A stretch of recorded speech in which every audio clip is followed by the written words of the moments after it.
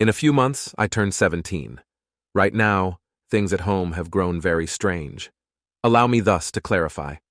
I reside in the house Thomas, my biological father, left behind. He died while I was barely 5 years old. Though Dad and my mother were not married, he made sure the home passed to me upon his death. Mom and I have been living here since then. My mom began dating once more a few years after my dad died.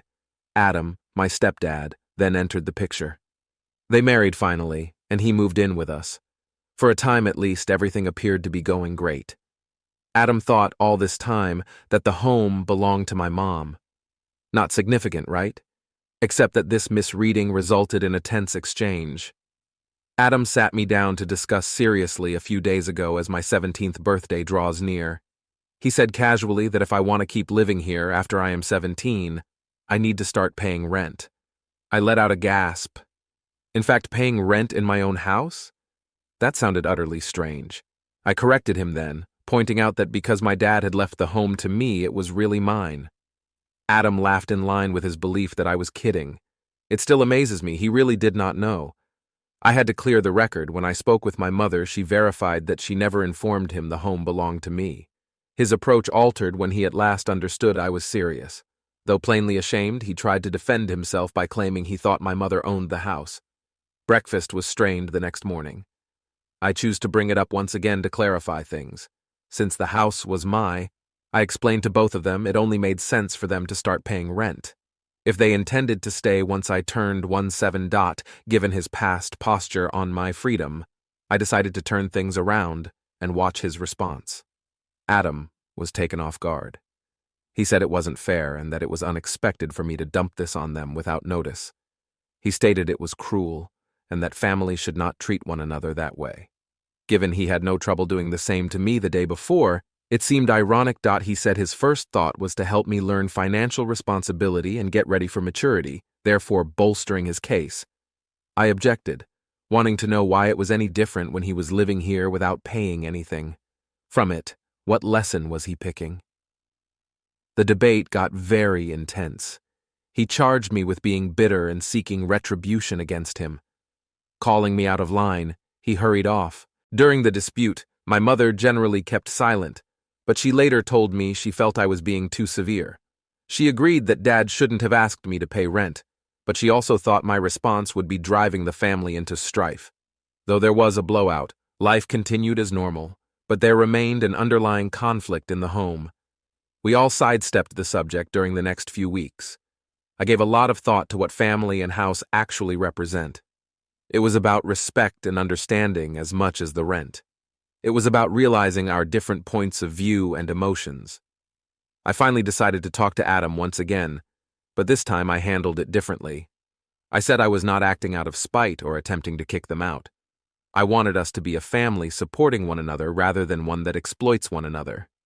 I proposed we design a mechanism whereby people may assist with maintenance or bill payments instead of conventional rent. It would be a means for every one of us to help to keep our house. This time the talk went more smoothly. Adam agreed to meet down with my mother and hash out a reasonable answer. He appeared to know where I was coming from. For me, it was crucial that everyone feel as though our house was welcoming and that we were all getting equitable treatment. Looking back, learning to manage challenging talks and speak up for myself was a huge leap for me. It also made clear how important respect and communication are for maintaining a family intact, even under trying circumstances. For me, approaching maturity was a turning point not only in terms of age, but also in terms of knowledge and handling of practical problems. Following that chat with Adam, things remained quiet for some while. We decided to get down and discuss what fair was and how each of us may help to keep the house intact. I thought we might find a way whereby everyone agreed, and so everything was in harmony. Naturally, though, things didn't go so straightforward. My mom, Adam, and I all appeared to be treading on eggshells when we at last sat down together. I began by stressing again that I wanted no division or ejection of them. Now that I was nearly an adult, I simply wanted to have some reasonable expectations.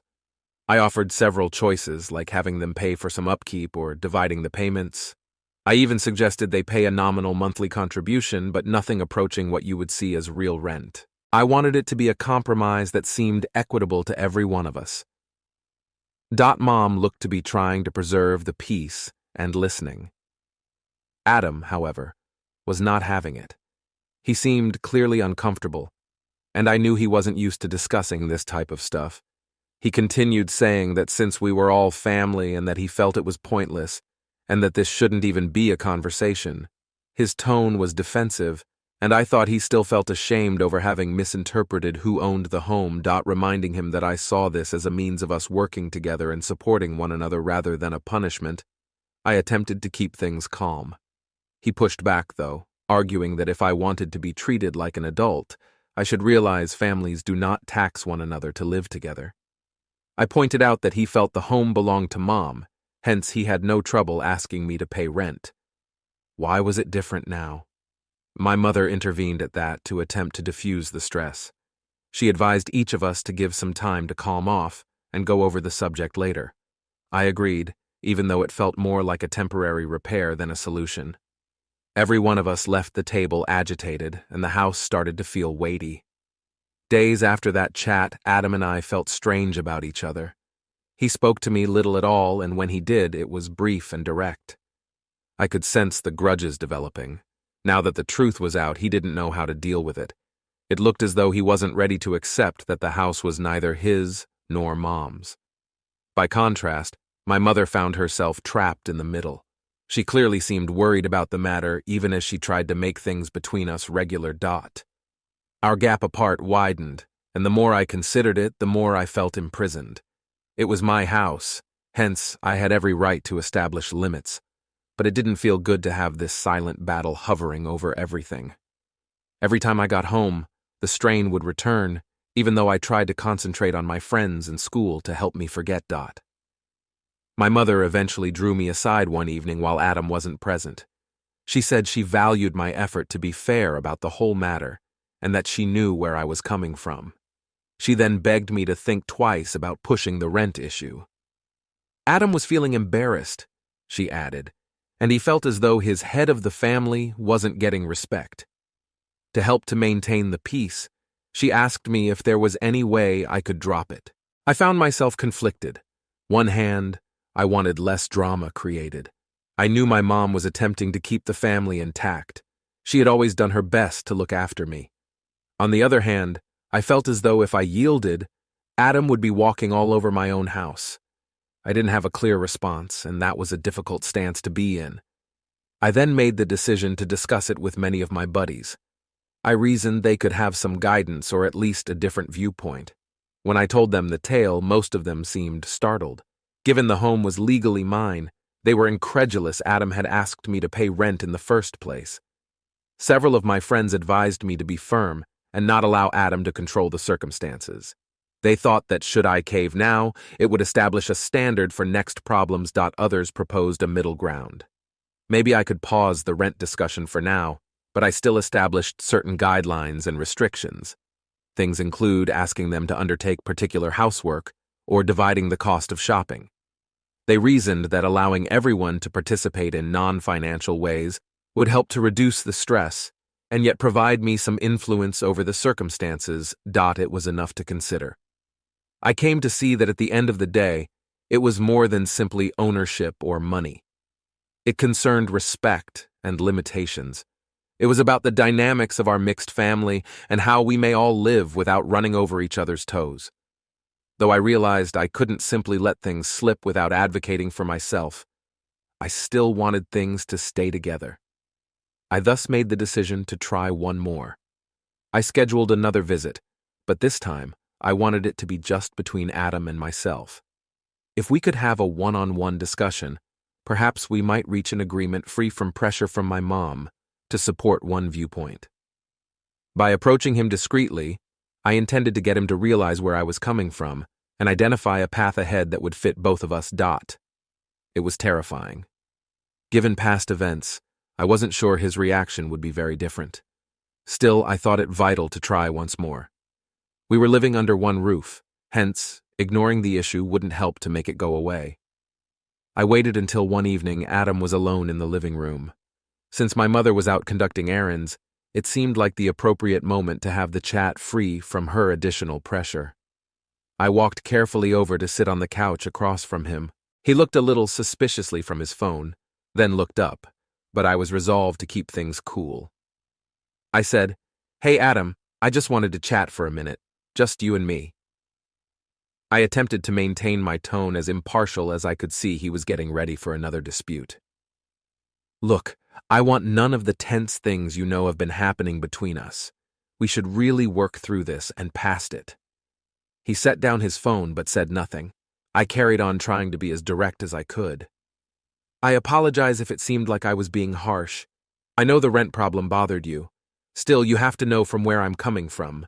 It's about the fact that this place is my, and that I need to know we all respect one another's limits, not about money." Adam's attitude softened somewhat, but I could still see the doubt in his eyes. "I get that it's your house. I'm sorry for presuming otherwise," he said. "But having lived here for years, I assumed it belonged to your mother. Taking care of everything, I always saw myself as the leader of the house." I gestured. "I value your stepping up for us and realize that. But you have to understand that I am no tiny child anymore. I had to start making decisions for myself, especially about something as crucial as my house, almost 17. He moaned and slanted back toward the sofa. "I know, but it feels as though things are moving far too quickly. We seemed to be family. Families do not charge one another to share a house either." His voice sounded wounded, and I felt a little ashamed for a minute. I knew, though, I had to be relentless. "I understand that, and I don't want this to feel like I'm excluding anyone. However, I also need to know that we are working as a team since we are sharing this house. It's not about money. Perhaps we could agree on other means of sharing responsibilities instead of rent. Things like dividing housework, running bills, or even handling maintenance.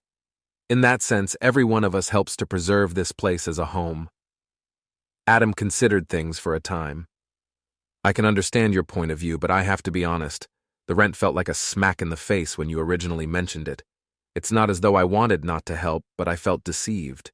And indeed, I could have handled it poorly." I felt a little release come over me. He had never before confessed feeling taken off guard, so this seemed like we were at last headed someplace. "I'm not saying we have to sort everything out today," I said to him. "However, going ahead, we should be on the same page. This is my house. I want it to seem to all of us a secure, encouraging place. But it implies everyone has to cooperate, not only myself giving all the sacrifices. He nodded deliberately, slowly. "Okay, I agree with that. Perhaps we can arrange something that seems equitable for everybody." Though startled, I was appreciative. "Thanks, Adam. That speaks a lot to me." We had a good ending to the discussion, and for the first time in weeks, I thought maybe we may really make this work. Having an honest, open talk free of hot rhetoric was fantastic. Perhaps after all there was hope. Things began to calm somewhat over the course of many days. Though Adam and I were not exactly great friends, the atmosphere at home changed clearly. When my mother realized it as well, she appeared glad that we were at last attempting to sort things out. She advised us all to gather together, this time free from pressure, to devise a reasonable approach for managing affairs going ahead. We decided to convene a family gathering on Sunday. Though somewhat anxious, I was also hopeful. I felt as though we were all ready for a more focused talk as we all gathered around the kitchen table. This time, we discussed what each of us wanted out of this living situation rather than diving right into rent or money. Adam said he wanted to feel more involved in the decision-making process, while my mother voiced her hope the house would remain a place of stability for everyone. We began to discuss how we may all help without feeling as though it would be a chore. Since I wasn't exactly a handyman, Adam volunteered to do more of the house repairs and maintenance.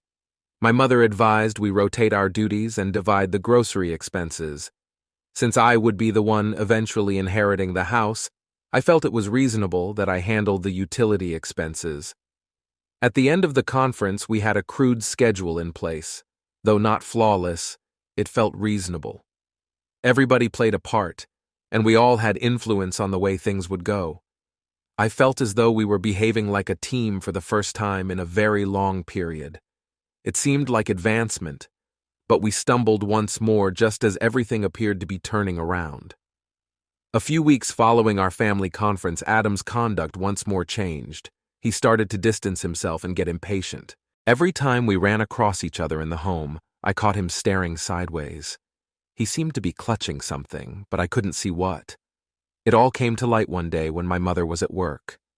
I sensed something was developing while Adam and I were by ourselves in the house. When he confronted me in the kitchen at last, what he said really turned me off. I know we decided on a strategy, but after some thought, it still doesn't feel well with me. You seem to be attempting to pull rank only because you officially own the house. It seems more like you are elevating yourself than it does like family. I surprised myself. That's not the kind of thing I aim to accomplish, Adam. We agreed, I thought, that this was a reasonable approach for everyone to participate.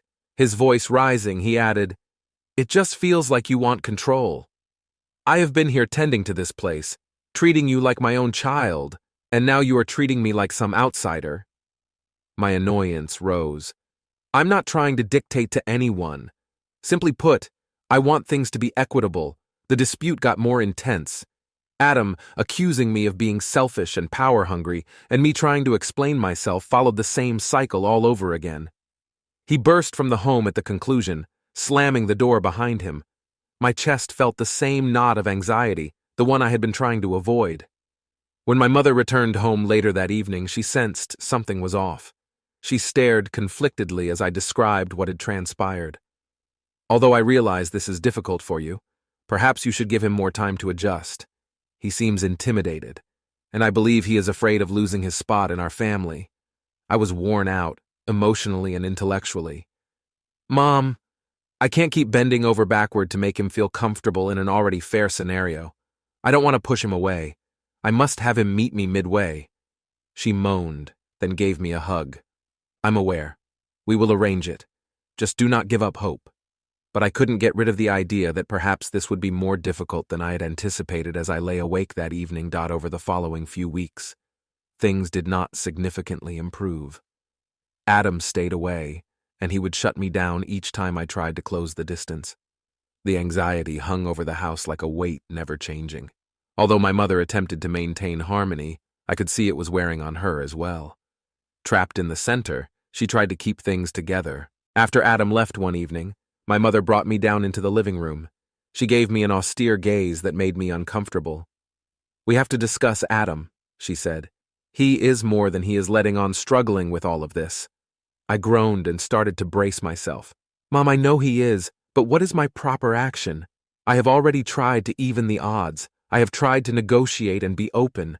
I value your knowing that you have, but he feels as though he is being driven from his own house," she added, her voice kind yet forceful. "He's scared that now you're almost an adult, you're going to take control, and he'll have no say in anything." Feeling the irritation grow, I massaged my temples. "Still, Mom, that is my house.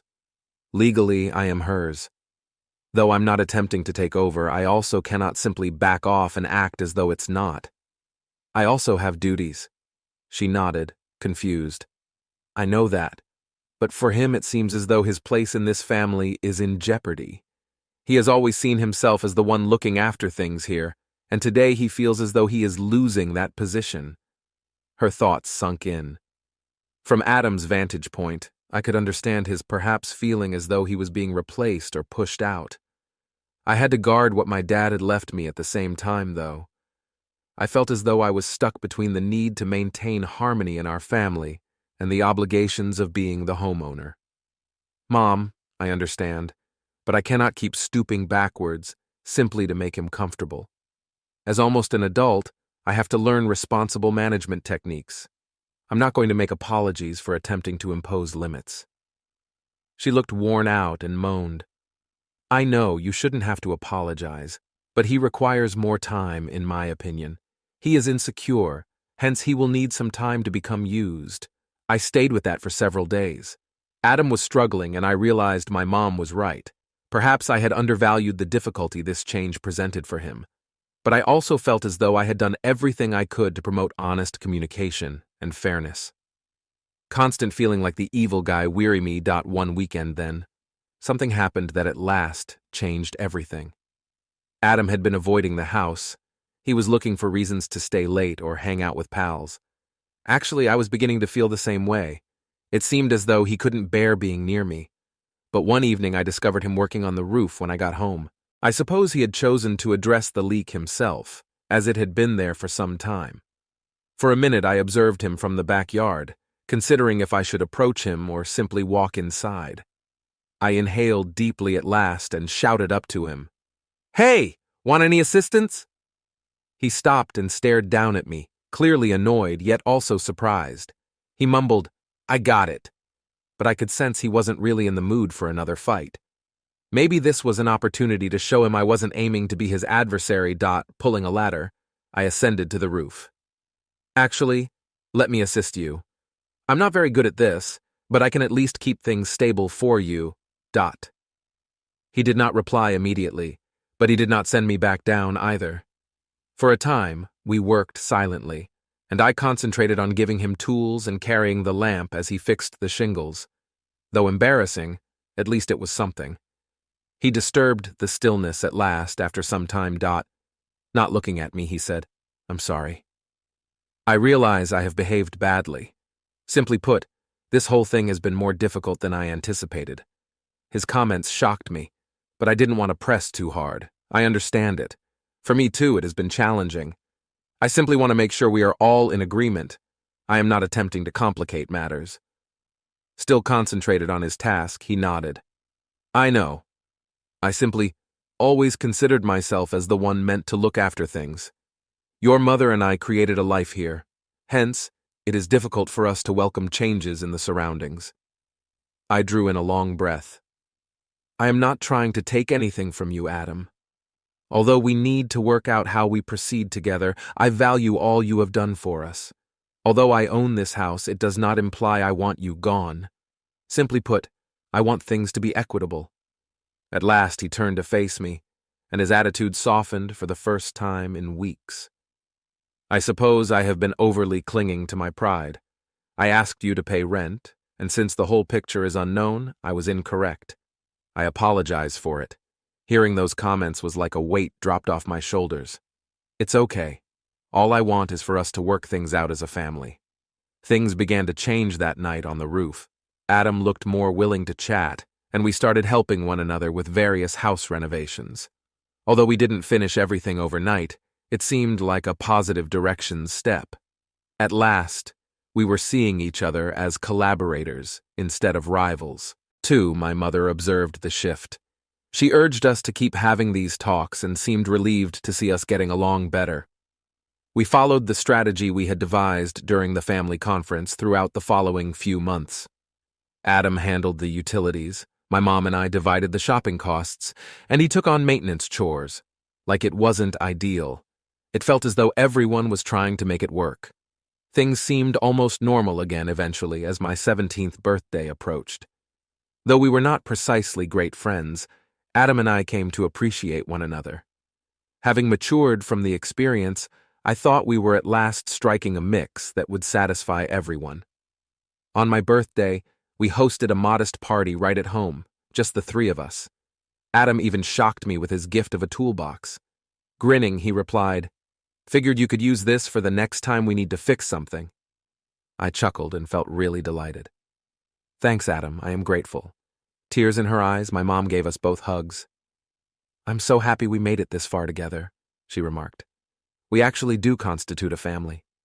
Looking back, I saw how much each of us developed from that experience.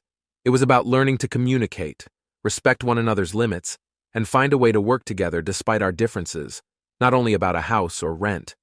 Being a grown-up, I discovered, is about being able to listen, negotiate, and find common ground with the people you love, rather than only about assuming obligations. We occasionally argue, but right now I feel as though our family is stronger. Though there were times when I felt things might fall apart, it was a long road, and we managed to pull together at last. And I'm pleased with that.